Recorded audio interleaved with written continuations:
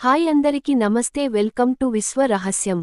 కాశీ నగరం గురించి చాగంటి కోటేశ్వరరావు ఏమన్నారు విందాం. కాశీ నగరం గురించి చాగంటి కోటేశ్వరరావు గారు తన ప్రవచనాలలో చాలా విశేషంగా వివరిస్తారు. వారి మాటల్లో కాశీ యొక్క ప్రాముఖ్యత, పవిత్రత మరియు ఆధ్యాత్మిక విలువలు ప్రత్యేకంగా ఉంటాయి. వారు చెప్పే కొన్ని ముఖ్యమైన విషయాలు ఇక్కడ ఉన్నాయి. ముక్తి నగరం. చాగంటి వారు కాశీని ముక్తిని ప్రసాదించే నగరంగా అభివర్ణిస్తారు. ఇక్కడ మరణించిన వారికి మోక్షం లభిస్తుందని నమ్ముతారు. అందుకే చాలా మంది తమ చివరి రోజుల్లో కాశీలో ఉండాలని కోరుకుంటారు. శివుని నివాసం.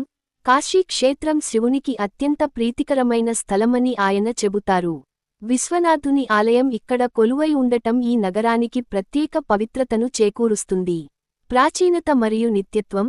కాశీ అతి ప్రాచీనమైన నగరం మాత్రమే కాకుండా అది ఎప్పటికీ నిలిచి ఉంటుందని చాగంటి వారు అంటారు.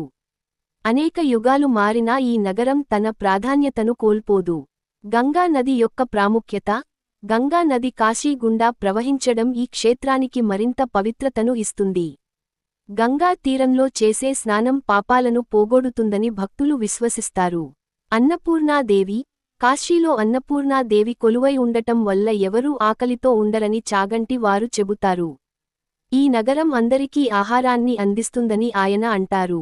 విశ్వనాథుని వైభవం. కాశీ విశ్వనాథుని యొక్క మహిమను చాగంటి వారు అనేక కథల ద్వారా వివరిస్తారు. భక్తుల కోరికలను తీర్చే దేవుడిగా ఆయనను కొలుస్తారు. జ్ఞాన కేంద్రం. కాశీ ఒకప్పుడు గొప్ప విద్యా కేంద్రంగా ఉండేదని, ఇక్కడ అనేక మంది పండితులు జ్ఞానాన్ని అన్వేషించారని చాగంటి వారు చెబుతారు. చాగంటి కోటేశ్వరరావు గారి ప్రవచనాలు కాశీ యొక్క ఆధ్యాత్మిక మరియు సాంస్కృతిక ప్రాముఖ్యతను మరింతగా తెలియజేస్తాయి. ఆయన మాటలు భక్తులకు కాశీ క్షేత్రం పట్ల మరింత భక్తి శ్రద్ధలను కలిగిస్తాయి. సో నెక్స్ట్ మరొక వీడియోతో మళ్ళీ కలుద్దాం. నమస్తే.